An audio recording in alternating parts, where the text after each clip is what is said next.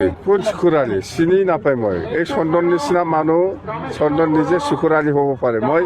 কোনো চুকুৰালি মই চিনি নাপায় জাম্বা কোন হাগ্ৰামা হয় তেওঁ আমাৰ নাম ল'বলৈ হৈছে তেওঁ আমি জিৰ' বনাই দিম জিৰ' তেখেতে চুকলিক দেখি ভয় খাইছে সেইকাৰণে চুকলিৰ নাম ল'বলৈ বাধ্য হৈছে গতিকে 17 বছৰ ৰাজত্ব কৰি একো ৰাইজক মানে একো কৰিব পৰা নাছিলে আম চলাইছিলে আৰু তেখেতে আহিছে BTC এইবাৰ নিৰ্বাচন চলাইছে আৰু চুকলিৰ নাম ল'বলৈ বাধ্য হৈছে চুকলিক দেখি ভয় খাইছে সিহঁতে গতিকে চুকলি ভয় নাখায় চুকলিতো আহিছে গতিকে হাগ্ৰামা সিহঁতে চিনি পোৱা নাই তেখেতে চিনি পাব 22 তাৰিখত চুকলি কোন হয় চুকলিক চিনি নাপায় তেওঁ জাম্বা বেৰা জাম্বাৰ কি আছে তেওঁ আবল তাবল ভুগি আছে হাগ্ৰামা গতিকে এইবাৰ জিৰ' বনাই দিম হুইজ হাগ্ৰামা তেওঁ হাগ্ৰামা কোন হয় গতিকে সেইটোৱে চিন্তা কৰক আৰু তেখেতেহে পইচা লৈছে এজেণ্টহে বিজেপিৰ হেমন্ত বিশ্ব শৰ্মাৰ পইচা লৈহে পইচা ছিটাই আছে গতিকে আমি আমাৰ বিটিআৰ ৰাইজক মই হাত জোৰ কৰি অনুৰোধ কৰিছোঁ যে হাগ্ৰামা বিজেপিৰ যদি এলায়েন্স নহয় যিবিলাক নেতা আছে পালি নেতা আছে আমাৰ BPF হওক মুছলিম ভাইসকলে আছে তেখেতক পুৰা নেতা হাতে দিয়ক না আমি সেইটো অনুৰোধ কৰি কৈছোঁ বিটিআৰ বাসীক মুক্তি মুখিবৰ আছে না মধুমুল্লা আছে এই মধুমুল্লাক কোৰাণ হাতে দিয়ে কওকচোন তেওঁ বিজেপিৰ এজেণ্ট হয় না নহয় বিজেপিৰ লগত BPF এলায়েন্স আছে না নহয় গতিকে আমি অনুৰোধ কৰিছোঁ যে BPFক যদি ভোট দিয়ে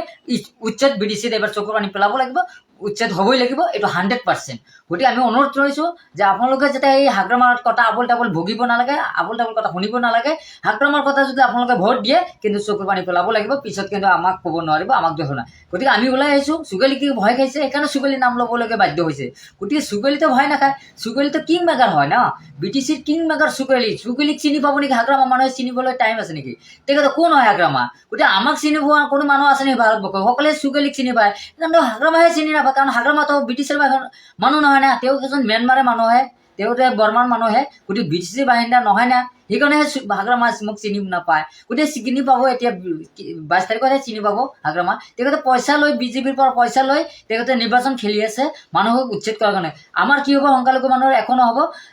কেৱল খালি আমাৰ বড়োসকলৰ মাটিৰ বাৰ্তাখিনি পাব কিন্তু যিটো বিজেপি চৰকাৰে কৈছে কিন্তু আমাৰ দুখীয়া মানুহ বা আমাৰ যি সংখ্যালঘু মানুহ আছে সংখ্যালঘু মাটিৰ বাৰ্তা দিব নোৱাৰোঁ আৰু এটা কথা কৈছোঁ যে আমচুৰ মানুহে শুনা পাইছোঁ কিন্তু যে তেখেতেও মানে সংগঠন তেখেতক ছাপোৰ্ট কৰিছে বুলি কিন্তু এইটো একচুৱেলি আমি তেখেতৰ বিষয়ে ক'বলগীয়া একো নাই কিন্তু তেখেতক ছাপোৰ্ট দিব নালাগে নিয়মত কাৰণ কোনো এটা